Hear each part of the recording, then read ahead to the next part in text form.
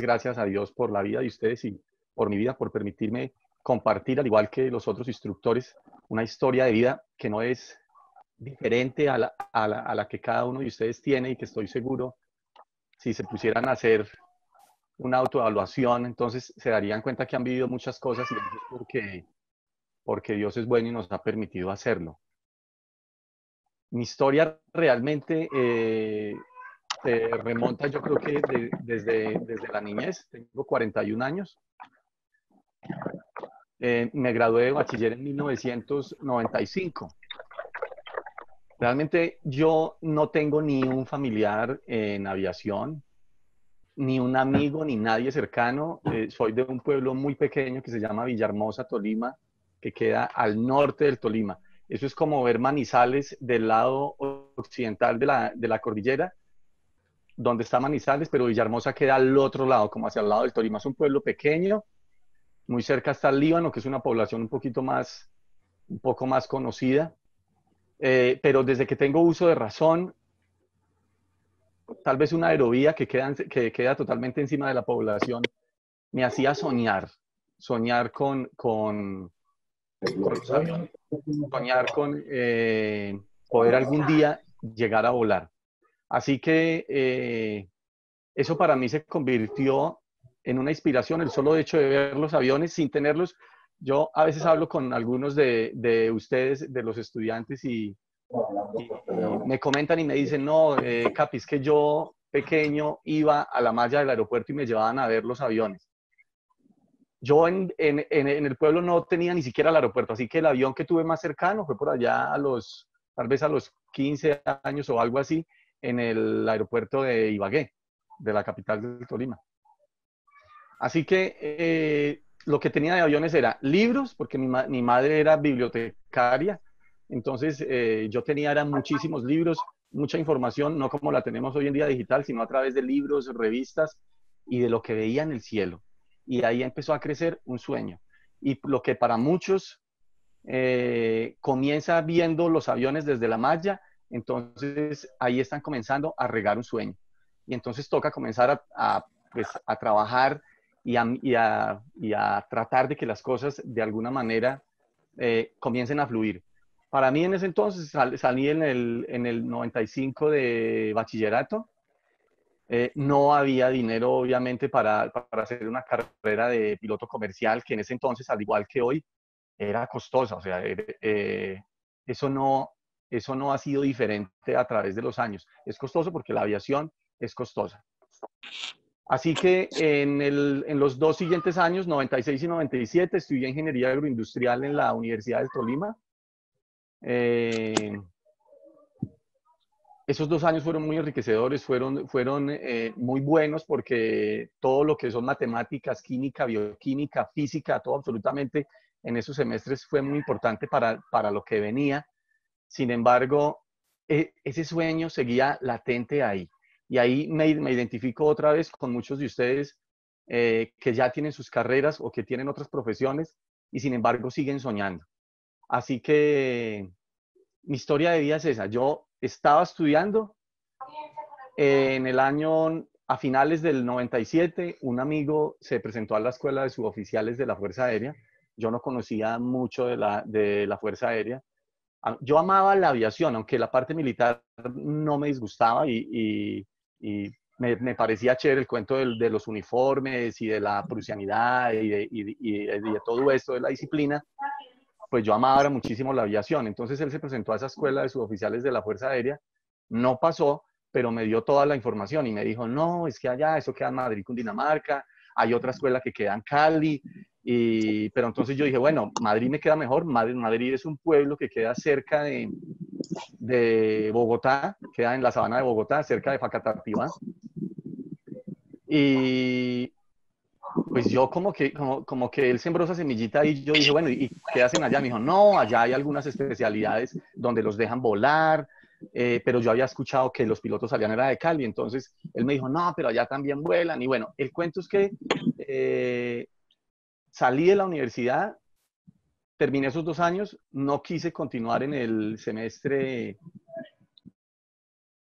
no quise continuar, voy a compartirles acá la pantallita. Déjenme, yo les comparto por acá. Ujú.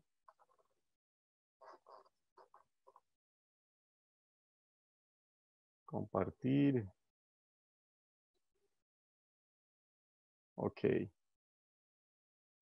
Eh, ¿Están viendo qué pena. Sí, capitán, estamos viendo su pantalla. Ok, ok, ok.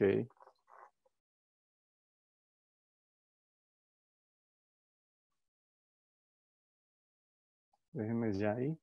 Ok, entonces, para ese año que fue el 98, yo comencé todo el proceso para ingresar a la Fuerza Aérea. Se presentan, como decía Oscar, entre las dos escuelas, a Cali y a Madrid, a cada escuela se pueden presentar entre 1.500 y 2.000 personas aspirando a entrar a los cursos que inician cada enero. Hice todo el proceso, es un proceso cansón, sobre todo para las personas que están por fuera de la capital de Bogotá, porque a mí me tocaba ir desde el pueblo que era en Villahermosa, lejos, me tocaba ir a cada prueba hasta Bogotá a hacerlas, eso fue todo el 98, y yo recuerdo que en ese entonces los resultados salían en el periódico El Tiempo, pues no había obviamente internet, ni WhatsApp, ni nada. Entonces, yo en el pueblo recuerdo que corría a revisar el periódico cuando sabía que iban a salir los códigos, eran unos códigos donde decían si la persona había ingresado o no. Gracias a Dios, todo salió bien porque ese era inicialmente el plan. Y entonces finalmente me incorporé a la Fuerza Aérea el 18 de enero de 1999. Estaba haciendo la incorporación a la escuela de suboficiales de la Fuerza Aérea. Esas imágenes que ven ahí, pues es una escuela que queda en la sabana de Bogotá, es demasiado frío en la noche, en los días hace una temperatura moderada. Esos 3 años pues fueron muy diferentes a lo que yo había vivido en la universidad y en todo, era tener todo absolutamente medido, para todo se pedía permiso, así que al comienzo el choque fue fuerte, pero cuando yo empecé a ver aviones por todo lado, entonces eso me empezó a motivar muchísimo. Mientras estaba haciendo el proceso, alguien me dijo, ¿y por qué no? Eso fue en el 98, ¿y por qué no se presenta a la escuela de Cali? Entonces yo le dije, ¿y cuál es la diferencia? Y me dijeron, no, pues la diferencia es que allá hay la oportunidad de que salgan pilotos directamente. Y dije, bueno, pues si no paso en esta que me estoy presentando, me presento a la de Cali. Y la persona me dijo de manera muy sabia, me dijo, no, si ya se está presentando acá, entonces debe esforzarse para que realmente pase, porque ya es lo que usted comenzó a hacer. Finalmente eso resultó ser así. No sé cómo hubiese sido de otra manera, si hubiese sido en Cali directamente o algo así. El caso fue que transcurrieron los 2 primeros años. Desde que entré a la escuela, eh, tuve la meta de pertenecer a una especialidad. Resulta y pasa que allá en la escuela de suboficiales de la Fuerza Aérea, el curso dura 3 años, y en esos 3 años, el primer semestre, todos entramos 127, nos graduamos 83, pero de esos 127 que entramos, no todos quedan en la misma especialidad. En ese entonces había 5 especialidades, ahora hay 8 o algo así. Habían 5 especialidades. De esas 5 especialidades, solo 2 podían acceder a volar como tripulantes en aviones o helicópteros. Entonces yo dije, pues yo tengo que ser de una de las 2 especialidades que vuela, porque no me puedo quedar en abastecimientos o controlador aéreo o en infantería, que es la gente que maneja toda la seguridad de las bases y eso. Hay una especialidad que se llama electrónica a bordo. Esa especialidad pues era muy pedida, y de los 127 que entramos, había 17 cupos para poder pertenecer a electrónica a bordo. Entonces, ese primer semestre, recuerdo que esa fue mi meta. Esa fue mi meta. Recuerdo que casi ni en las salidas salía hacia los acudientes en Bogotá, porque no tenía familiares en Bogotá, eran unos acudientes. Y para ese entonces, cuando se acabó el primer semestre, tuve la oportunidad de elegir electrónica a bordo. Comencé a estudiar en esa especialidad los siguientes semestres, y en el último año, a los primeros puestos de cada especialidad les daban como una especie de beca para estudiar en Estados Unidos 4 meses. algo referente a la especialidad. En el caso mío, tuve la gran bendición de poder ir entonces en el último año, que ya era el 2001, ir a la Academia Interamericana de las Fuerzas Aéreas en Lackland, en San Antonio, Texas.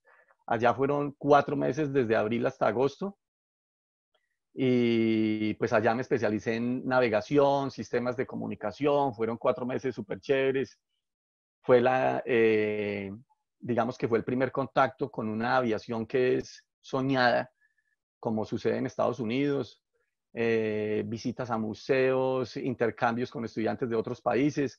La Fuerza Aérea Colombiana tiene una particularidad que es muy chévere y es que es la única fuerza aérea de toda América que envía estudiantes que están en el último año de la Escuela de la Fuerza Aérea en Madrid hacia Estados Unidos a hacer el intercambio, porque el resto de fuerzas aéreas, yo recuerdo que estaba con chilenos, con todo, eran personas ya graduadas y que llevan tal vez 8 o 10 años en cada fuerza aérea. A nosotros nos daban el chance y por eso elegían pues a los primeros puestos para que no fueran a hacer quedar mal allá a la fuerza aérea para poder estudiar. Eso fue el 2001. Para el 2001 entonces a finales ya se llegó el momento de la graduación, ya había llegado a Estados Unidos. En Estados Unidos hubo un compañero que al ver todo eso y entre comillas el sueño americano que se vive en ese primer impacto cuando uno va, pues decidió quedarse, dejó botado el uniforme y nunca llegó al vuelo, que eran un Hércules, al vuelo de regreso hacia Colombia.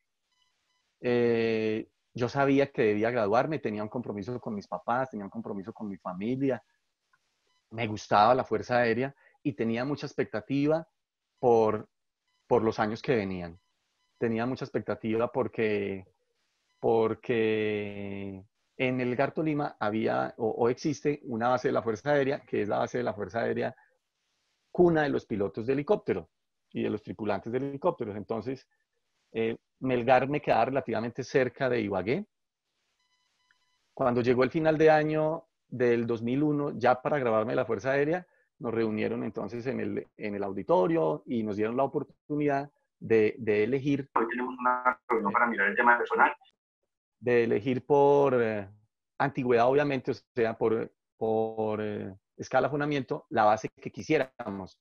Y yo recuerdo que yo dije, o escojo Río Negro, donde habían helicópteros también y me parecía hermosa la tierra, o escojo Melgar Tolima, que era la base de la Fuerza Aérea. Sin embargo, pudo más querer estar cerca de la familia y poderlos ver más seguido. Me trasladaron entonces, en el siguiente año, me trasladaron para la base aérea de Melgar. Eso fue el 2002 ya. Ese 2002 yo soñaba ya con ponerme el overol de vuelo y volar. Yo quería sentir la sensación de volar. Yo quería sentir la sensación de despegarme del piso. O sea, era un sueño que había tenido desde chiquito y cada vez ese sueño se estaba haciendo más realizable. Para ese 2002 prácticamente no pude subirme en ningún helicóptero ni en nada porque fue solo capacitación. Todo ese año fue entrenamiento el año completo, todo ese 2002. Melgar para ese entonces, que es el Comando Aéreo de Combate número 1, no se llamaba así, sino que se llamaba el Comando Aéreo de Apoyo Táctico número 1. Tenía 60 helicópteros. Entre esos 60 helicópteros había el típico Iroquois de la guerra de Vietnam, como el que está en la imagen superior izquierda. Había Bell 212, había Huey 2, que es una versión de este helicóptero que está aquí con el Bambi, es un helicóptero modernizado. Había Hughes 500, que es ese helicóptero que parece como una burbujita en cristal. Habían otros helicópteros de entrenamiento. Entonces ese año, ese 2002, fue enteramente solo viendo los helicópteros llegar y salir. Para el 2003, entonces ya yo estaba preparado, entrenado, hice unos chequeos respectivos y comencé a ser artillero de esos helicópteros que se denominan medianos. Los helicópteros pesados son el Black Hawk, como el de la imagen inferior izquierda.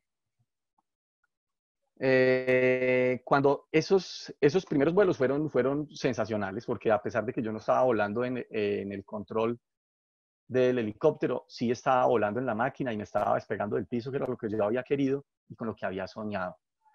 Al estar tan inmerso en ese medio, entonces fue todo el 2002, el 2003 y el 2004. Hacíamos todo tipo de operaciones. En esos helicópteros extinguíamos incendios, asistíamos poblaciones en desastre, apoyábamos al ejército, realizábamos entrenamientos de lo que ustedes se puedan imaginar y sobre todo para ese entonces se había recién suprimido la zona de distensión. El capitán Álvaro Peláez les habló al comienzo de que para ese entonces el presidente Pastrana le dio a la guerrilla gran parte del territorio en los llanos orientales, en la zona de suroriental del país, y entonces recién se acaba la zona de distensión y la guerrilla quedó muy robustecida, o sea, la guerrilla quedó muy fortalecida y hubo meses donde cada noche se tomaban una población diferente. Melgar queda, como ustedes saben, en el Tolima, cerca de Girardot, y entonces Melgar se encargaba de proteger toda la parte sur del Tolima, norte del Huila, cuando los helicópteros estaban ahí en la base, y cuando salíamos a comisión, pues cubríamos todo el país, cubríamos desde los Montes de María hasta la Macarena, hasta todo el país, inclusive el Chocó. Fueron épocas donde pues yo estaba joven, no estaba casado, entonces a mí me llamaban a la hora 2, 3 de la mañana, si yo no estuviera disponible, yo sabía que si me tocaban la puerta era porque me tocaba ponerme el overall y salir tenía 8 minutos para estar en el helicóptero y salir entonces a hacer la asistencia a la toma del pueblo o al hostigamiento que se estuviera presentando en ese momento. Fueron épocas duras porque los helicópteros venían configurados o están configurados básicamente de dos maneras. Como se ve acá en la imagen, este es un helicóptero artillado, tiene una ametralladora que es digamos, con un poder de fuego muy tremendo porque es un cartucho muy grande el que expele y tiene una capacidad de disparar 4.000 cartuchos al otro lado aquí de este helicóptero hay un lanzagranadas con 400 granadas de 40 milímetros. Y también aquí a este lado del patín del helicóptero había un lanzacohetes con 7 cohetes a este lado y otros lanzacohetes acá con otros 7 para 14 cohetes. Sin embargo, todo eso no era suficiente cuando llegaban 800 o 1000 guerrilleros a tomarse la cabecera de una población. Nosotros llegábamos, teníamos autonomía para 2 horas aproximadamente y para ese entonces yo recuerdo que escuchábamos al ejército desde abajo clamar, así como se lo estoy diciendo, clamar y decir, por favor no se vayan, que nos van a matar acá, o a los policías, cuando acorralaban a todos los policías en una estación. Los helicópteros venían configurados así, artillados o venían configurados simplemente con una ametralladora M60K y otra al otro lado y el resto era para transporte. Así que esos helicópteros de transporte uno a veces prestaba disponibilidad en los artillados o a veces prestaba una disponibilidad en los helicópteros de transporte. Cuando era en transporte entonces tocaba sacar muchos heridos, muertos. Llegamos a tener en el helicóptero, en la parte trasera del helicóptero, en el piso. En ese entonces no había tanto protocolo de bioseguridad. Los soldados nos subían los cuerpos al helicóptero y uno se los ayudaba a subir inclusive descubiertos, con masa encefálica por fuera. Eran 8 o 10 cuerpos encima del helicóptero, algunos ya estaban putrefactos.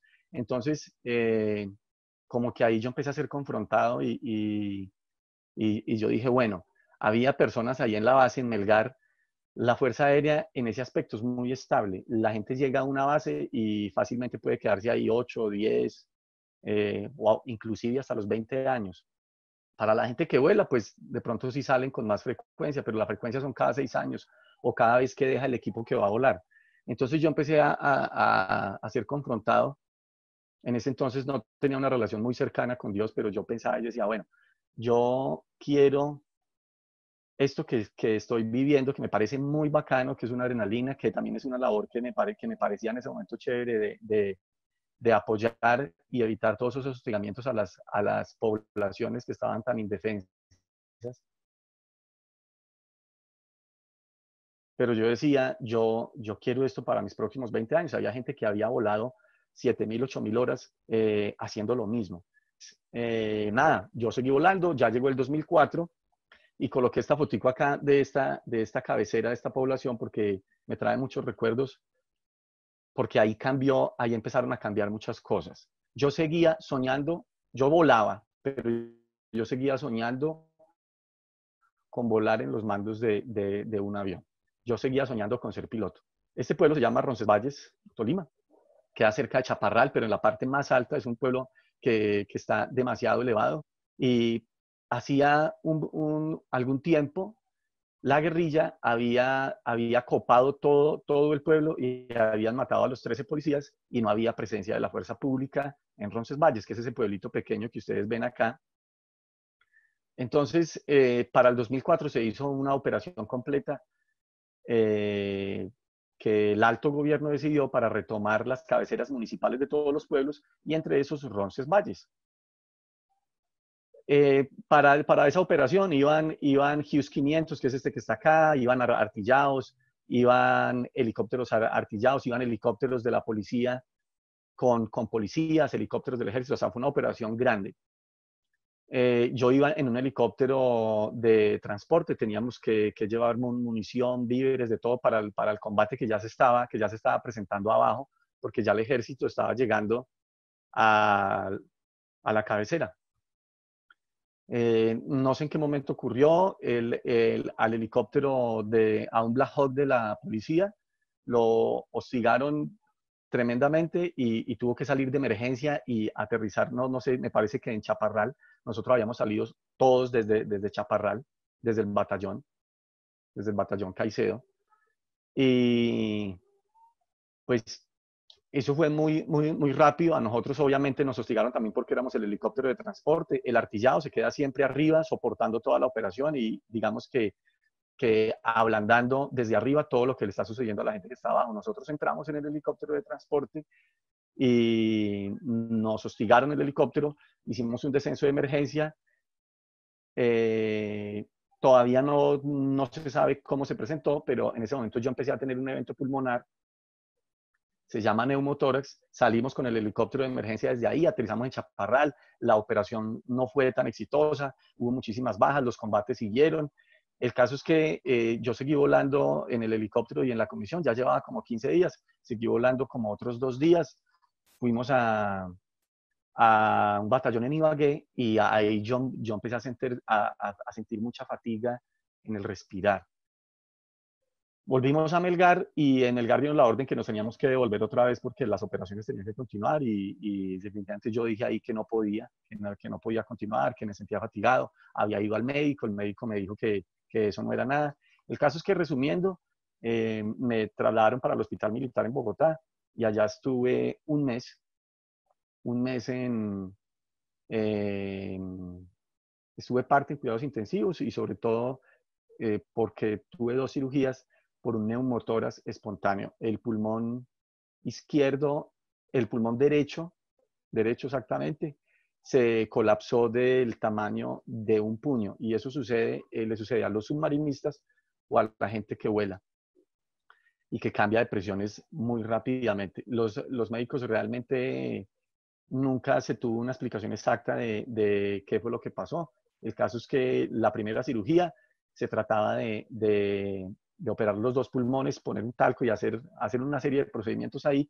Y en medio de esa cirugía, al parecer cogí una infección en el hospital, que son demasiado fuertes, y me tuvieron que hacer entonces otra cirugía después y duré un mes y algo. Parece que iba a quedar con reducción en mi capacidad pulmonar. Finalmente no fue así, gracias a Dios. Me hicieron junta médica para volver a volar. Ya había entonces opción de pronto de volar avión o de continuar en helicópteros. En helicópteros yo ya había siempre había querido volar helicópteros desde que estuve en la escuela porque me parecía como muy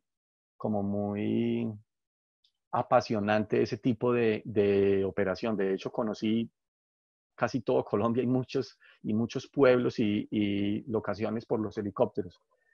Pero como que llegó ese momento donde ya estaban empezando a ser confrontados, sucedió lo de este accidente y volví a Melgar, me hicieron una junta médica para ver si quedaba bien, sí quedé bien, después me hicieron junta médica para ver si podía volver a volar, me hicieron pruebas, se reunieron los médicos de aviación del Centro Aeroespacial en Bogotá y me dijeron sí, que efectivamente podía volver a volar, no tuve reducción pulmonar y ya, llegué a Melgar otra vez. Cuando llegué a Melgar, pues entonces los comandantes y yo mismo me empecé a preguntar pues qué iba a hacer. Retomado otra vez, volví a volar los vuelos de autonomía para los helicópteros o algo así. Entonces, había en Melgar, la Fuerza Aérea para ese entonces tenía nada más 4 caravanes, 4 Cessna Caravan. Esos aviones tenían una particularidad muy chévere para los suboficiales de la Fuerza Aérea y todavía la tienen.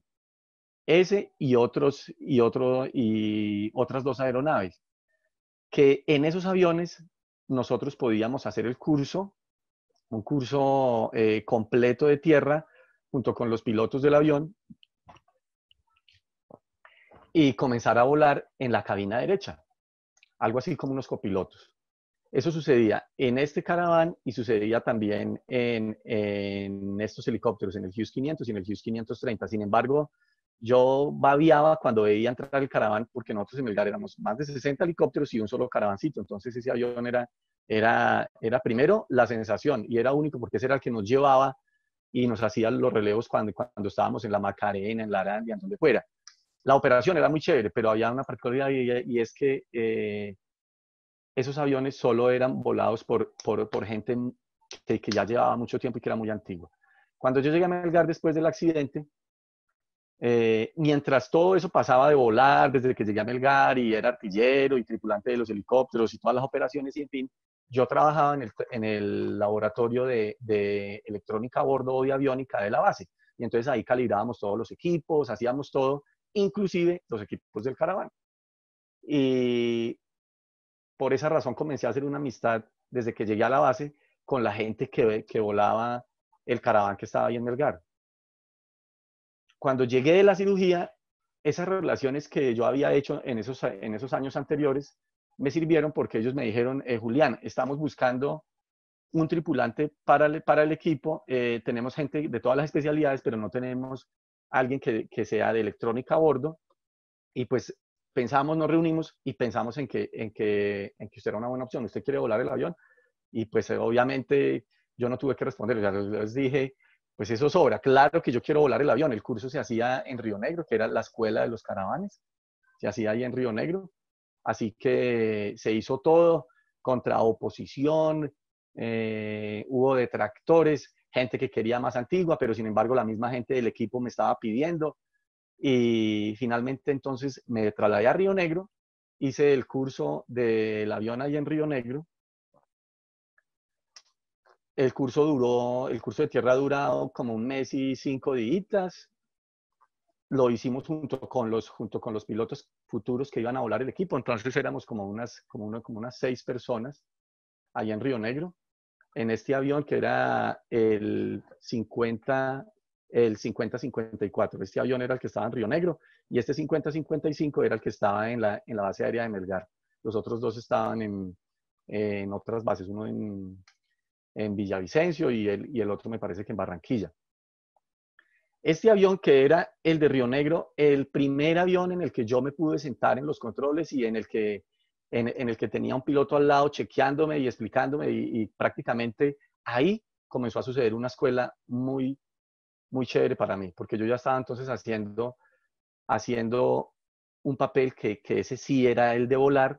Se puede decir que yo ahí prácticamente aprendí a aterrizar primero un Caravan que un Cessna 172 o que un Piper, porque fue el primer avión que yo realmente aterricé totalmente solo. Después de un año, yo llegué a Melgar, con el curso ya hecho, comencé a volar, íbamos a comisiones, eso fue una operación súper chévere, era una operación, digamos que ya más apacible, ya no tenía armamento de qué preocuparme, ya no me preocupaba tanto de que me estuvieran disparando. En los helicópteros tenía que llevar, siempre que íbamos a entrar a una operación de esas, unas placas de blindaje que eran como de unos 3 centímetros de gruesas, pesadas. El casco era muy incómodo, las operaciones con visores nocturnos eran demasiado extenuantes porque a veces salíamos 3 de la mañana a operar con esos visores hasta que amaneciera o 2 de la mañana. Entonces eso era ya en el Caravan, eso empezó a cambiar. Yo volaba visores en el Caravan, pero ya era una operación más relajada, comenzó a ser una operación diferente, yo ya llegaba siempre a aeródromos, así que se convirtió en una escuela muy chévere. Y ahí entonces yo comencé a dar por parte mía la milla extra. De ahí en adelante, entonces yo era Juanito Preguntón. Yo empecé a coger a mis compañeros, a todos los que ya llevan volando el equipo y a los pilotos que venían de volar otros equipos y que estaban ahí volando el Caravan y los empecé a rebosar de preguntas y empecé a estudiar textos. A la vez yo ya estaba estudiando inglés hacía rato, mientras estaba volando los helicópteros. Yo sabía que la aviación necesitaba el inglés que no es el mejor, pero pues tengo un inglés conversacional, lo aprendí totalmente solo, no pagué, no hice ningún curso, así que en las noches, mientras algunos se pueden quedar viendo televisión o haciendo otra cosa o descansando, yo llegaba de mi trabajo normal en Melgar o de volar en los helicópteros y de una vez me ponía los audífonos y me ponía a estudiar inglés o a estudiar libros. Entonces comencé a ser muy autodidacta. Y con el avión entonces comencé a hacer lo mismo. Y comencé a estudiar y a estudiar y a estudiar y a estudiar para cuando ya había transcurrido un año, este avión que les mostré, este 50-54, se accidentó llegando a Melgar y murieron pues desafortunadamente los 3 ocupantes. El piloto era Andrés Echeverry y el tripulante era técnico primero Acosta, Alejandro Acosta. Los dos habían hecho curso conmigo cuando comenzamos a hacer el curso del avión. Entonces ellos llevan también un año volando y pues yo también, pero ellos tuvieron un CFIT llegando a la base aérea de Tolemaida y se accidentaron en el Carmen de Apicalá. Ahí fue como quedó el avión se fue en vuelo totalmente controlado hacia el terreno. Esta es la cabina, la cola se dobló totalmente en el impacto y quedó encima de la cabina, como ustedes lo ven acá. Todo lo que era el fuselaje, que es largo, fue este pedacito que quedó acá. A raíz de ese accidente, nosotros nos quedamos sin avión en Melgar porque el comandante de Río Negro dijo, yo necesito que me manden el avión de Melgar, o sea, este 55, que me manden este avión de Melgar para acá, para Río Negro, y nosotros entonces en Melgar nos quedamos sin caravana. Entonces adivinen qué pasó ahí, la gente de los helicópteros comenzó a hacerme ojitos de una vez y a decirme, bueno, Julián, entonces venga pues para acá otra vez, se necesitaba gente, las tomas guerrilleras y todo eso seguía, eso seguía hirviendo en todo el país, pero yo ya había probado lo que era volar y yo ya había estado en el campo, entonces yo dije, no, yo no voy a regresar a los helicópteros, yo ya había probado el avión, entonces dije, no, yo no voy a regresar. Y después de llevar 6 años en Melgar, donde toda la gente se acomoda, donde nosotros estamos, muchachos, normalmente en la zona de confort, en una empresa o en donde sea, yo dije, pues no hay nada más, yo voy a hacer lo que sea y voy a seguir volando el avión. Entonces, como dice el dicho por ahí, hay un dicho en la milicia que dice que el militar ni se niega ni se regala, pero yo me regalé. Yo me regalé para que me trasladaran a Leticia, Amazonas. ¿Por qué? Porque allá había un caraván y estaban necesitando un tripulante porque el tripulante que estaba allá había salido. Entonces, ese dicho para mí no valió nada. Yo me regalé, di mi nombre y dije, yo estaba haciendo un curso de ascenso, como decía Álvaro y Oscar, mientras uno está pues en la Fuerza Aérea o en la milicia, hace cursos de ascenso constantes. Entonces, esos años había hecho preparaciones, más entrenamientos y estaba en un curso de ascenso cuando me llamaron y me dijeron que si quería irme para Leticia y yo dije, pues sí, yo me voy para Leticia entonces. Y me fui para Leticia. Nadie quería irse para Leticia, la gente ya se acomoda, están seguros, tienen su casa fiscal o tienen, digamos que una seguridad porque ya los conocen, trabajan. Y el irse para Leticia implicaba que me trasladaran o me cambiaran de fuerza, o sea, que me mandaran para el ejército. Y la gente en la Fuerza Aérea no quiere eso. La gente en la Fuerza Aérea no quiere irse para un batallón ni para nada, pero como yo tenía en mente era el avión y seguir volando, entonces yo dije, eso que está a los lados y que me está distrayendo, yo lo voy a dejar de lado y me voy para Leticia. Para Leticia, entonces eso ya fue diferente. Llegué allá, es una nota, yo digo que de los 15 años que estuve dentro de la Fuerza Aérea, fueron 2 años maravillosos, eso fue el 2008 y el 2009. En Leticia operábamos toda la zona de la Orinoquía, el Baupés, la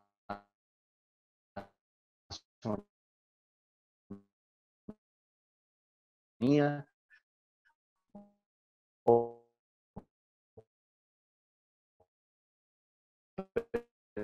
operábamos en pistas cortas, no preparadas, en gravilla, en arena, teníamos en más condiciones, pero ahí sí que fue una escuela porque para ese entonces en Melgar yo he conocido a mi futura esposa, a la madre de mis dos niñas hoy en día, y amor, yo estoy acá en Ibagué, yo ya terminé la universidad, tú te vas para Leticia, yo me quiero ir contigo. Yo inicialmente fui real en Leticia, eso fue maravilloso. Ella es diseñadora gráfica, ya había terminado diseño, entonces montamos un negocio allá en Leticia de impresión digital y comenzamos a tener muy, muy buenos clientes. En esos 2 años crecimos, hicimos platica, así que se empezó a cocinar ya más la posibilidad de pronto, aunque todavía no estaba esa expectativa, porque yo quería mucho la Fuerza Aérea, me gustaba estar ahí, me gustaba lo que estaba haciendo, volar el Caraván era muy chévere. Cuando estuvimos ya en Leticia, esa operación sí me enamoré totalmente de esa tierra, de esa operación, porque comenzó a ser una operación muy humanitaria. Esa operación consistía en sacar indígenas enfermos, en llevarles medicamentos, en llevar regalos en Navidad, hacer traslados aeromédicos, también apoyábamos al ejército, hacíamos brigadas, los únicos de la Fuerza Aérea éramos nosotros, entonces digamos que era una operación muy chévere. Allá volamos a Brasil, volamos a Perú, hicimos intercambio, hicimos de todo. O sea, el avioncito, como es tan multipropósito, nosotros le quitábamos las sillas en 5 minutos y podíamos subir solo carga. Y ya en el otro vuelo subíamos las sillas nuevamente y ya estábamos volando con pasajeros, médicos, enfermos, con lo que hubiese que hacer. Esta es otra pista en la que operamos allá. Esta pista es en Tarapacá. Es una pista donde entra inclusive DC-3, sigue siendo la misma pista hoy en día. Nosotros cuando ya estábamos más o menos unas 100 millas por fuera de Leticia, ya ahí no teníamos comunicación con absolutamente nadie. Había zonas donde nosotros por 200 o 300 millas no teníamos ni un claro, pensando por ejemplo en el caso de una emergencia o alguna contingencia. Así que eran vuelos exigentes por lo largos, sobre todo por la meteorología, vuelos en donde nosotros teníamos solo un radar meteorológico, no teníamos protección contra hielo ni contra nada. Así que lo único de lo que teníamos y que podíamos confiar era el radar meteorológico, que eran nuestros ojos realmente allá, pero no teníamos ni comunicaciones y no teníamos radioayudas tampoco. Este S3 allá no lo encontrábamos a cada rato, así como ven ustedes esta nubosidad acá, así permanece mucho la Amazonía, es similar al Chocó. La única ventaja de volar en esa Amazonía es que pues no hay elevaciones prominentes o que le preocupen a uno mucho. Sin embargo, la Amazonía no es que sea totalmente plana, ella tiene ondulaciones, como se ve por ejemplo acá. Allá hacíamos de todo. Volábamos, éramos nada más cuatro tripulantes. Aquí estoy yo, pues como ustedes lo pueden ver, esto fue en el 2008. Andrés Correa, que es actualmente coronel hoy en la Fuerza Aérea, vuela Casa 295, hasta el año pasado estaba volando Casa 295, y él era Adalberto Ramírez. Andrés estaba haciendo el empalme con Adalberto, porque Adalberto ya salía pues porque ya había cumplido sus 2 años allá en Leticia, y entonces yo lo estaba acompañando porque ellos estaban haciendo el empalme para que Andrés empezara a conocer la Amazonía. Más tarde, yo no sé si ustedes recuerdan que hubo un accidente de un Caza 235 de la Fuerza Aérea que se accidentó en Santander. Él era el piloto, él murió en ese accidente junto con otros 8 o 9 tripulantes en ese caso. El tiempo fue transcurriendo, se llegó el 2009, ya comienzos de 2010, entonces ya llegó el traslado, yo estaba feliz volando el avión, ahora dije, ¿para dónde me van a trasladar? Me dieron opción de escoger 2 bases, escogí Río Negro, siempre nos había gustado con mi esposa Río Negro, Medellín, o escogí Río Negro o Palanquero, porque en las dos habían caravanes. Sin embargo, llegando ese 2009, hubo muchos vuelos, hubo mucha operación, intercambios con otros países, pero este vuelo fue particular porque ya terminando yo mi comisión en Leticia, alguien metió las manos por mí en Bogotá, y entonces fui escogido para ir a traer a la fábrica de la Cessna, ir a traer unos caravanes que la Fuerza Aérea había comprado. La Fuerza Aérea compró 12 caravanes y nosotros fuimos a traer 3 aviones. Esta fotico fue ahí en Centroamérica. Veníamos los 3 aviones ahí en formación. Fue muy chévere porque llegamos a la fábrica a coger los aviones de paquete. Nos lo entregaron allá saliendo de la línea de producción. Nos permitieron ver la línea de producción del Cessna Caravan. Ya fue diferente porque los aviones tenían, mejor dicho, ya lo último en aviónica, que era el Garmin 1000.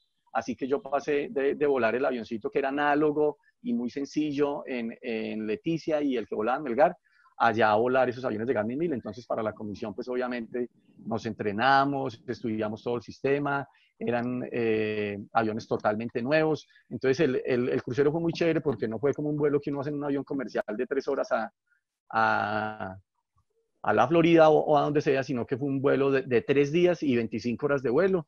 Salimos de Wichita, llegamos a San Antonio, Texas, después fuimos a Brownsville, que es un pueblito que queda allá en la frontera con México, después a Veracruz, Guatemala, Nicaragua, Panamá, y finalmente Río Negro y Bogotá para entregar los aviones.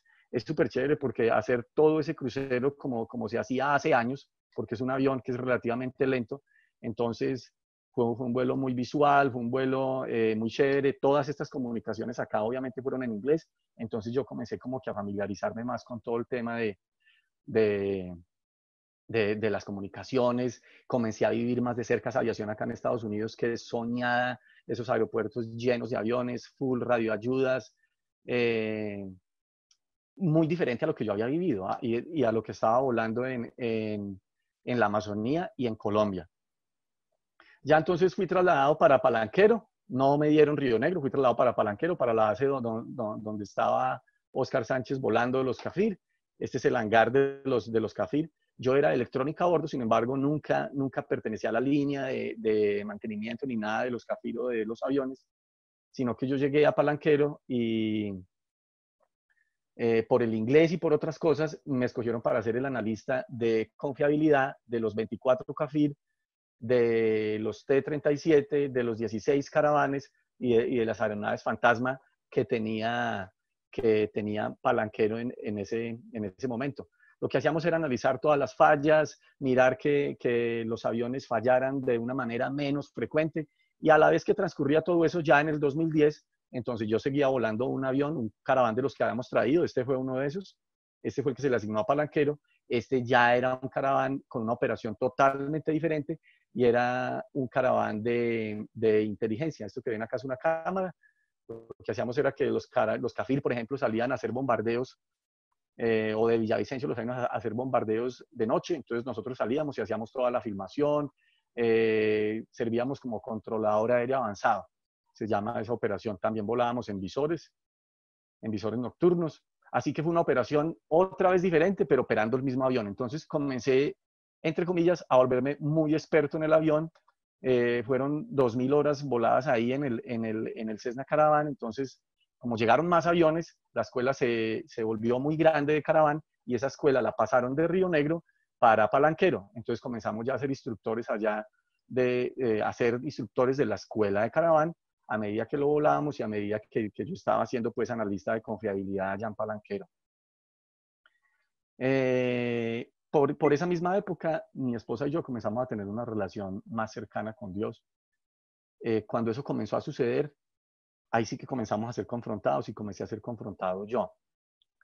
Ya había hecho en la Fuerza Aérea muchas cosas, para ese entonces ya llevaba 11 o 12 años, entonces yo empecé a pensar y a cuestionarme y dije, bueno, ¿cuáles son los motivos para yo quedarme en la Fuerza Aérea?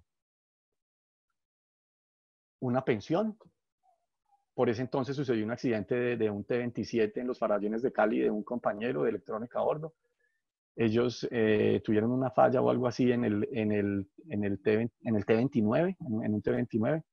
Se tuvieron que eyectar y al compañero mío prácticamente lo cogieron de tiro al blanco y pues obviamente lo asesinaron y cayó ahí. Él estaba ya muy cerca de la pensión. Y yo me preguntaba, yo decía, bueno, yo me quedo en la Fuerza Aérea solo por una pensión, es lo que me motiva a quedarme acá, por algo que no ha llegado, es el motivo correcto para quedarme. Así que empecé a ser confrontado, hasta que en el 2012, junto a Dios y a mi esposa, tomamos la decisión de retirarme de la Fuerza Aérea. Ya para mí en entrenamiento, digamos que no había mucho más que hacer, sino hacerme inspector del avión, seguirlo volando. De pronto en unos años posteriores, 6 años o unos 7 años, o sea, a hoy yo ya tendría la pensión y seguramente de pronto estaría todavía en una agregaduría en algún otro país o no lo sé, pero yo sentí, amé la Fuerza Aérea, pero sentí que ya había llegado el momento de abandonar la Fuerza Aérea, que había llegado el momento de pasar la página y de seguir luchando por el sueño que yo siempre había tenido, que era el de ser piloto, porque a pesar de que yo volaba, de que conocía el avión, de que ya llevaba 2000 horas en el avión, yo quería volar con mis propias alas. Así que entre las cosas curiosas que me pasaron tomando toda esa decisión, Dios usa muchas maneras. Siempre he leído mucho y un día en una librería en Ibagué, habíamos ido de visita con mi esposa a Ibagué, nos fuimos en el carro y fui entonces a una librería a escoger un libro que quería leer.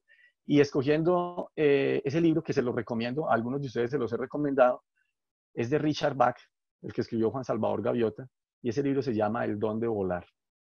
Ese libro es maravilloso porque le abre a uno la mente a que realmente si tú sueñas con ser piloto, hay que trabajar por eso, hay que morir a otras cosas, hay que pagar un precio, pero que si nosotros lo queremos realmente y lo anhelamos, entonces lo vamos a lograr. Y no es simplemente decir yo quiero y quedarme ahí pasivo, no, yo tengo que anhelarlo y tengo que quererlo. Y se pueden presentar dificultades. Y si yo me quedara aquí contándoles todo lo que pasó en todo ese tiempo, entonces podría quedarme ratos hablando de muchas cosas y dificultades y obstáculos que se empezaron a presentar cuando yo empecé a tomar esa decisión de realmente soltarme, quemar los barcos, no volver atrás y empezar a volar con alas propias. ¿Qué sucedió? Yo estaba escogiendo el libro, El don de volar, un libro usado, viejito, una carátula súper feíta, por ahí lo tengo todavía guardado, y dije, bueno, entonces voy a escoger un separador pues, para el libro. Cuando fui a pagar el libro, cogí un separador y cuando lo coloqué dentro del libro, la parte que quedó por fuera del separador decía, deja de volar con alas prestadas. Y en ese momento el mensaje fue tan directo que yo comencé a leer el libro. El libro es apasionante, se lo recomiendo para el que lo quiera leer, es muy bueno. Richard Bach es piloto, trabajó en la Fuerza de Estados Unidos, fue actor volando aviones, ha hecho de todo. Así que ha tenido un espectro muy amplio dentro de la aviación y eso es bueno cuando uno está comenzando, entonces se lo recomiendo. Listo. Nosotros, digo nosotros porque eso no fue solo, eso fue con el apoyo total de mi esposa. Pedí la baja en el 2012, pero el general Tito Saúl Pinilla Pinilla, el padrino de Óscar Sánchez, me negó la baja y me dijeron que me iba nada más hasta el 2014. Y en el 2014, eso eran 2 años más, entonces yo dije, yo ya estaba cerca a la media pensión, cerca al apoyo o el subsidio para la vivienda. Y yo dije, en el 2014, pero es como ir de baja hasta allá, yo la quería allá. Entonces comencé y dije, bueno, señor, ¿por qué? Hablé con mi esposa, pero ¿cómo va a pasar esto? Yo pensaba hacer el curso en Argentina, en Bolivia, y tenía de últimas Estados Unidos, porque Estados Unidos era más costoso, obviamente. Eh, entonces, nada, nos pusimos a hablar, discutimos, analizamos todo y dijimos, bueno, entonces vamos a hacerlo. Si es a 2 años, yo voy a pasar un derecho de petición. Yo sé que me van a decir que sí. Mentira, no pasó nada, me la negaron, me dijeron por su capacitación y entrenamiento y todo, la patria lo necesita, no sé qué más, y me tuve que quedar hasta el 2014. Pero entonces para ese 2014 yo ya me fui para Estados Unidos, lo decidimos hacer allá, eso fue maravilloso, porque era lo que siempre había soñado. Desde que había ido a estudiar allá como alumno en el 2001, eso se volvió una realidad, hice todos los papeles, hice mi curso privado, hice todo absolutamente allá, pero esta imagen que dejo acá es porque yo tuve que pagar un precio en compañía de Dios y de mi esposa. Pero ¿cuál fue ese precio? Hay personas de ustedes a mí que me preguntan y me dicen, tengo contacto muy seguido con algunos de ustedes, los estudiantes, y me siento tan identificado cuando me dicen, Julián, y yo trabajo allí, y yo tengo una estabilidad, y ya estoy ganando bien, y ya estoy todo, y yo lo único que les puedo responder es, yo no les puedo decir, dejen su empresa o dejen todo botado, porque no es así, hagan las cosas de manera ordenada, pero lo que les puedo decir es, si realmente el sueño está dentro de ustedes, ustedes tienen que coger algo así como una bolsita, y dentro de esa bolsita comiencen a colocar las cosas que ustedes tienen. ¿Cuáles? Yo tengo las ganas. No depositen dentro de esa bolsa, pero ¿cómo voy a pagar? No, más bien diga, ¿hay alguna manera de pagarlo? ¿O cómo me voy a desprender? Para ese entonces, cuando yo me fui de baja, yo no tenía niños, pero mientras estaba en el proceso, mi esposa quedó embarazada, gloria a Dios, una bendición, pero cuando yo me estaba yendo de baja, mi esposita quedó embarazada, yo había llegado de hacer el curso de privado en Estados Unidos, porque sin decirle a nadie, yo tomé un riesgo. Cuando uno es militar, uno tiene que que decirle al comando de la Fuerza Aérea que uno va a salir del país. Como yo estaba de baja y a mí me la habían negado en el 2014, en el 2013, sin decirle yo a nadie absolutamente, solo lo sabía mi esposa y tal vez un amigo o algo así, o mi familia.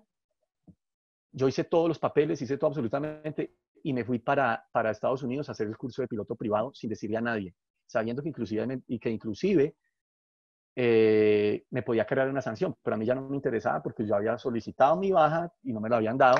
Entonces me fui, y lo que un piloto normalmente hace allá, haciendo el curso completo de comercial, lo hace allá en un año o en 14 meses, yo lo hice en 5 meses y medio. El curso de privado lo hice en 2 meses, porque yo tenía 2 meses y medio de tiempo renunciable a sueldo. Tenía unas vacaciones y 2 meses renunciables a sueldo. Entonces me fui a hacer ese privado. Gracias a Dios todo salió bien. Llegué nuevamente acá a Colombia, y entonces la Fuerza Aérea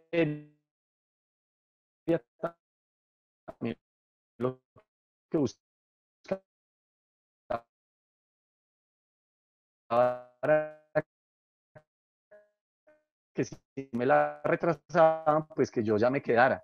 Me mandaron al psicólogo en Palanquero, psicólogo y al comando de la Fuerza Aérea, a preguntarme por qué una persona con la antigüedad mía y con cosas tan seguras ya en la Fuerza Aérea, y que en una zona de confort que me brindaba estabilidad, yo estaría en este momento, el año pasado me hubiese pensionado ya.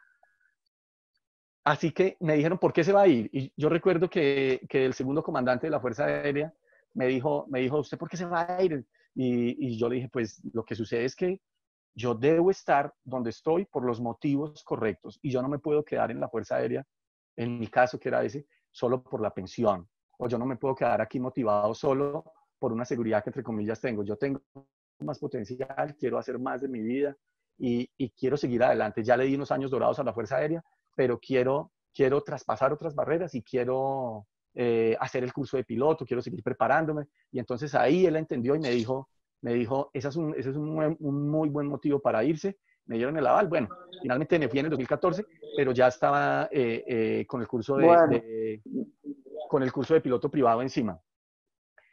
¿Qué sucedió, muchachos? Ahí vinieron cosas buenas. Cuando yo me logré desprender y pagar ese precio de dejar atrás lo que me tenía amarrado, entonces vinieron muchas bendiciones. Hubo muchas barreras. El curso allá es un sueño. Allá volé en toda la Florida y parte de Georgia. Conocí una persona que era dueña de aviones. Él estaba haciendo el curso de instrumento. Yo ya era piloto de instrumento, entonces comencé a darle instruccioncita en este Cessna 310. Eso fue una experiencia súper chévere allá.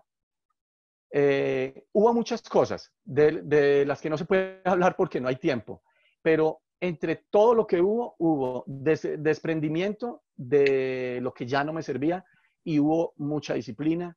Yo tuve que morir cuando yo llegué allá a la Florida, pues los muchachos por lo general llegan y entonces Miami Beach y la rumba y toda la cosa. Yo pagué el precio de quedarme, no conocí la playa en esos 6 meses. No la conocí porque yo sabía que tenía primero poco tiempo y que yo estaba ya habiendo dejado cosas atrás y tenía que ser importante lo que yo estuviera haciendo. Así que la disciplina, el esmero y todo lo que yo estaba haciendo ahí iba a tener una recompensa, pero había que esforzarse. Mi esposita entonces llegó a Estados Unidos. Allá, gracias a Dios, tuvimos a la bebé. Ella nació allá en Estados Unidos. Yo recuerdo que me chequeé como piloto comercial el primero de julio del 2014 y el 3 de julio nació la niña. Unos días después de que yo me chequeé, ese Piper Arrow se accidentó y tuvieron un problema ya en los Everglades y demás, pero yo alcancé a chequearme, nació la niña, llegué a Colombia y cuando llegué a Colombia entonces todo parecía rodar de maravilla. Resulta y pasa que cuando llegué a Colombia hice la convalidación, hice todo absolutamente, muchachos. Así que esto del coronavirus no es ni la primera ni la última vez que la aviación va a ser golpeada. Se los voy a explicar por qué. A través de la historia ha sido golpeada. Puede que este haya sido el golpe más fuerte, pero no es ni el primero y no va a ser el último. Cuando yo llegué a Colombia, me preparé, estudié, devoré el libro prácticamente.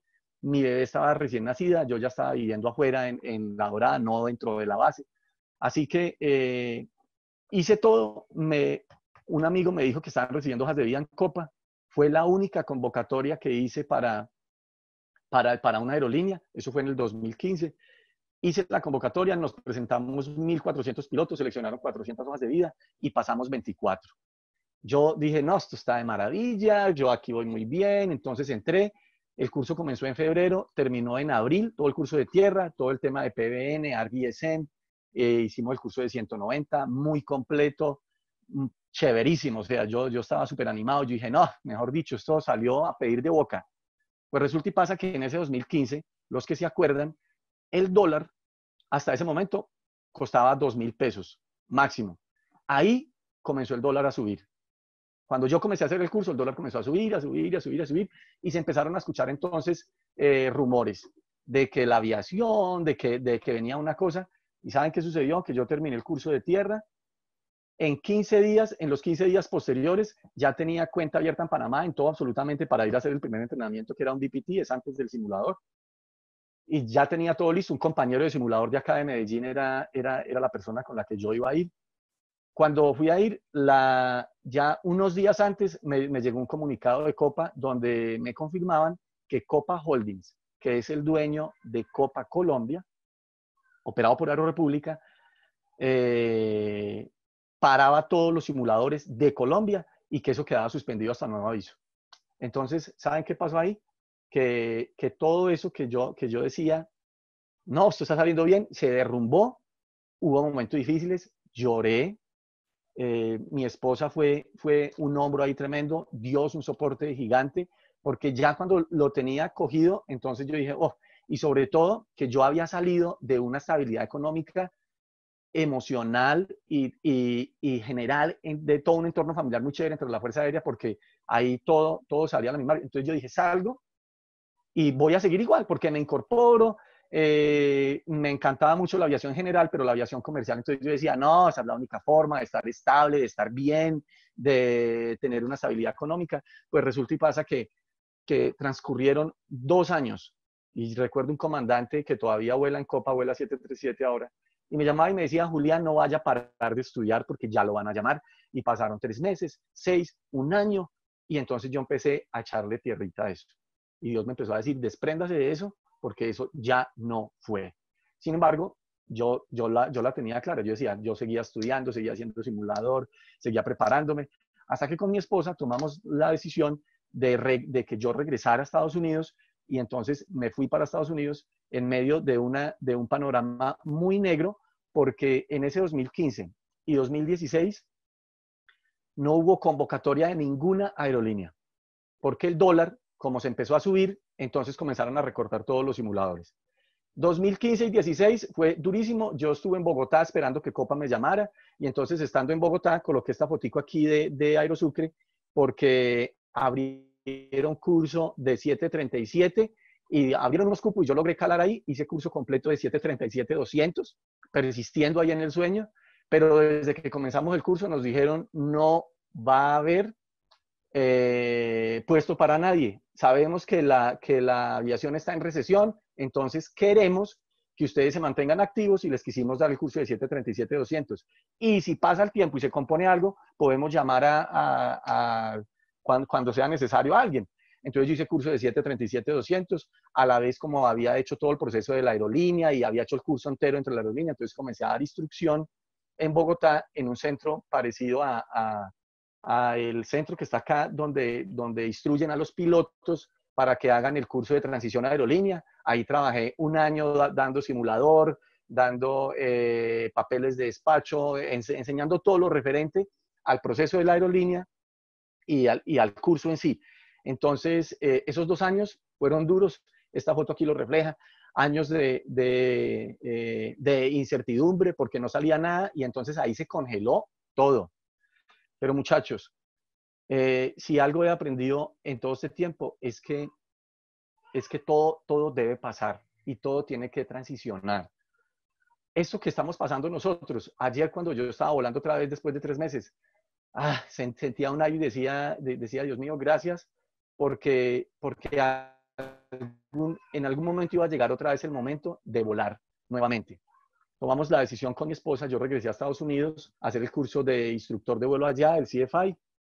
Es un curso que duró 2 meses y medio, súper completo, chéverísimo porque es desde otra perspectiva. Entonces aquí ya estaba volando en la silla derecha en un aeropuerto que se llama North Perry, en Pembroke Pines. Las pistas son como un crucigrama, son 4 pistas.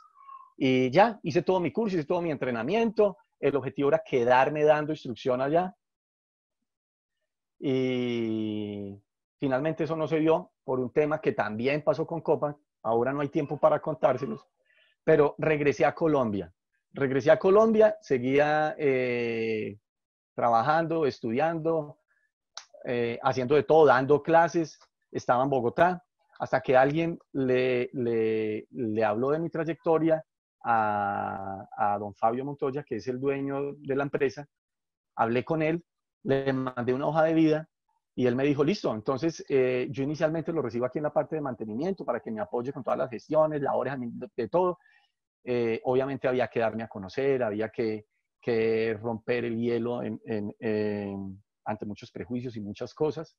El caso es que ya llevo 3 años y medio acá en la empresa, muchachos, y solo les puedo decir que todo ese caminar me ha enseñado mucho.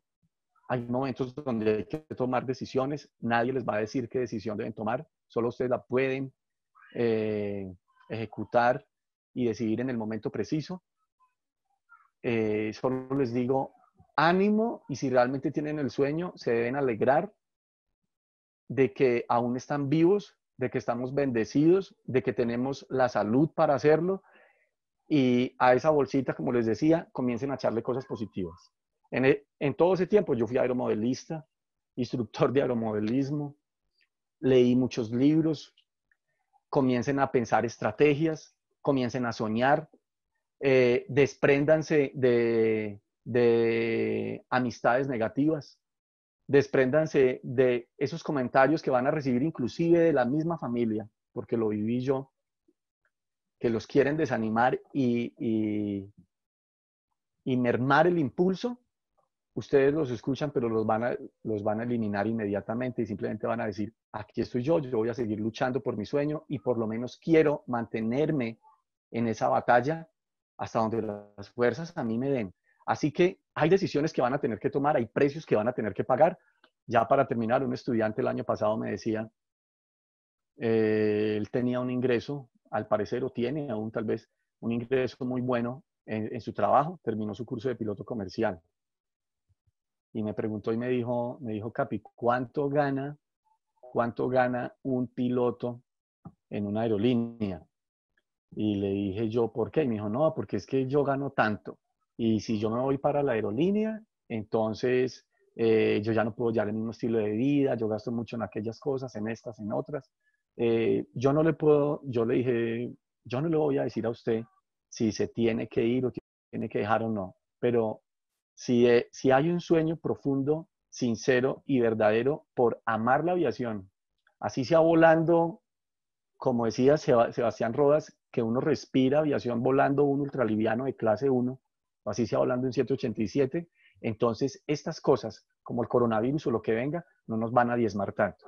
Así que los motivos correctos para ser piloto es vocación, por la que creo que están en general casi todos ustedes acá, si no son todos, de estar por vocación, por amor, por ese sueño de despegarse del piso y de volar, que es algo mágico, que es algo hermoso. Cuando uno vuela, todas esas presiones como que se empiezan a quedar abajo y se empiezan a sentir más libres. Así que es algo que solo entendemos los pilotos y los que hemos volado. Los que no han volado, lo han soñado y tienen eso adentro. No sabemos de dónde, como les decía yo, sin familia y sin nada, ese sueño empezó a crecer. Hay que empezarlo a regar con cosas positivas. Entre ustedes mismos pueden dar comentarios de, no, ya no hay nada que hacer. Sí, hay mucho que hacer. Esto no se va a acabar acá. Parte de la recuperación de la economía va a ser obviamente por medio de la aviación. La aviación es un motor, pero véanlo simplemente, muchachos, como que nosotros nos debemos cosas en la vida. Hay que luchar por los sueños que Dios puso en el corazón de cada uno. Y si el sueño de ser piloto está en ustedes, entonces hay que soñar, hay que continuar y hay que morir a ciertas cosas, pero porque sabemos que vienen cosas buenas. ¿Valió la pena? Claro, valió la pena. En medio de todo ese proceso nació nuestra segunda hija, Antonella, ahí está en la foto. Han habido cosas muy gratificantes, verlos a ustedes volar por primera vez es una cosa hermosísima, es verse uno ahí, es ver uno ese reflejo. Así que, muchachos, yo les hago la pregunta, o sea, ¿están dispuestos a pagar el precio? Solo se lo van a responder ustedes. Así que termino ya con esto. Qué pena que me extendí 10 minuticos más, 5 minuticos más, pero pues quería compartirles simplemente. Así que estoy ahí a la orden para ustedes en lo que les pueda poquito mucho servir.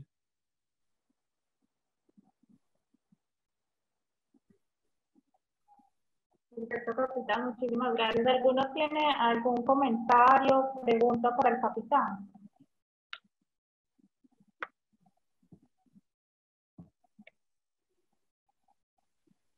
Capitán, buenas tardes. Jorge Betancourt, ¿cómo estás? Hola Jorge, ¿cómo vas? Muy bien, Capi. Nada más que darle las gracias, reafirmar por qué estamos acá en la escuela, por qué escogimos esta escuela con la calidad de instructores como lo es usted y como lo es el resto de capitanes. De verdad que desde que vi la primera clase en la que entré, que fue su clase a las 6 de la mañana un día sábado, me enamoré de la escuela y vi la calidad de instructores que tienen y este mensaje es de verdad que muy positivo para mí y sé que para muchos de todos nosotros. Muchas Sí. gracias por todas esas palabras. Con todo el gusto, Jorge, fue con todo el cariño, fue con todo el cariño y desde el corazón.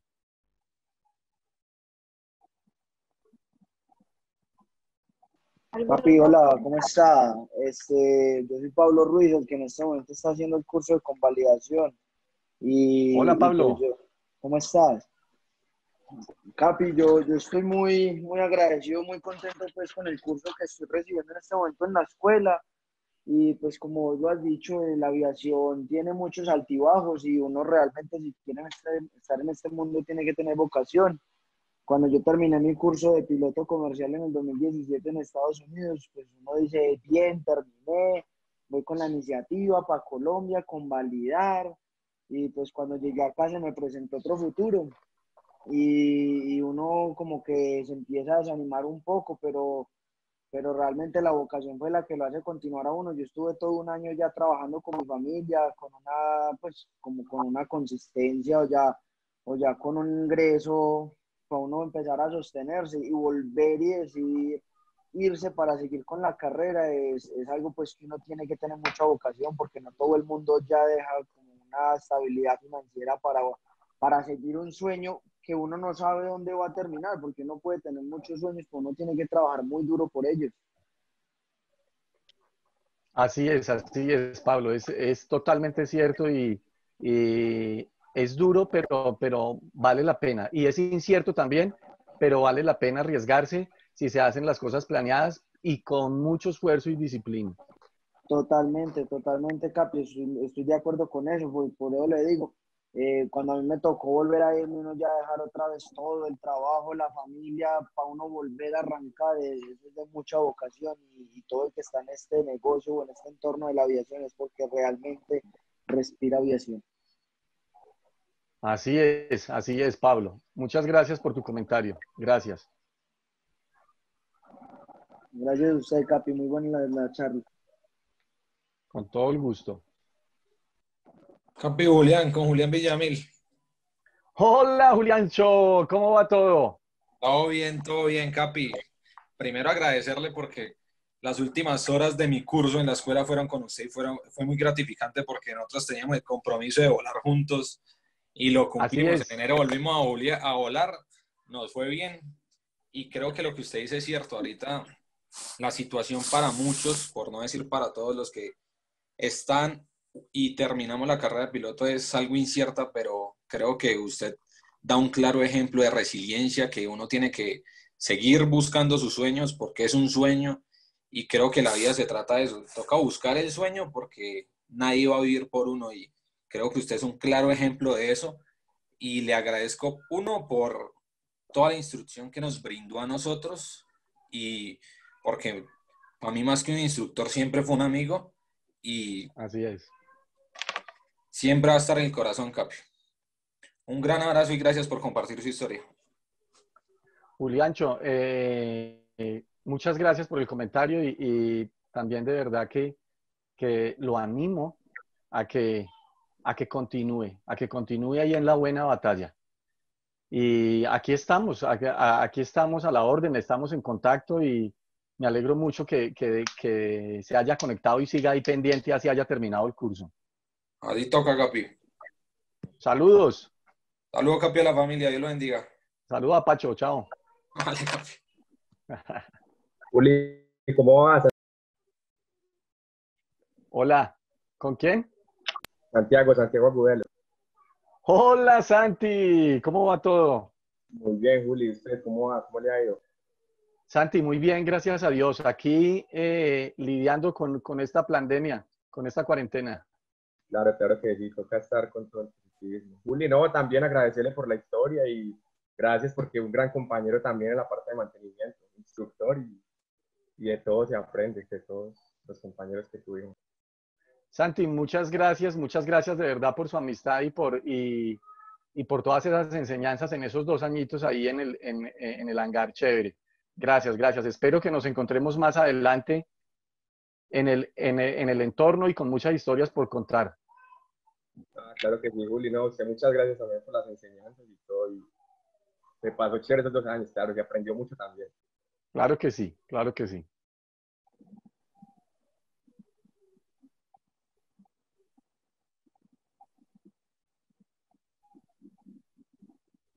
Bueno, creo que ahora sí terminamos los comentarios. Muchísimas gracias, capitán. Nos gustó mucho conocer tu experiencia. sabemos la calidad de capitanes que tenemos acá en la escuela y muchísimas gracias a todos los participantes. Los esperamos en las charlas de la próxima semana y las que tendremos durante este mes. Que estén muy bien, un feliz día. Un abrazo para todos. Dios los bendiga. Muchísimas gracias.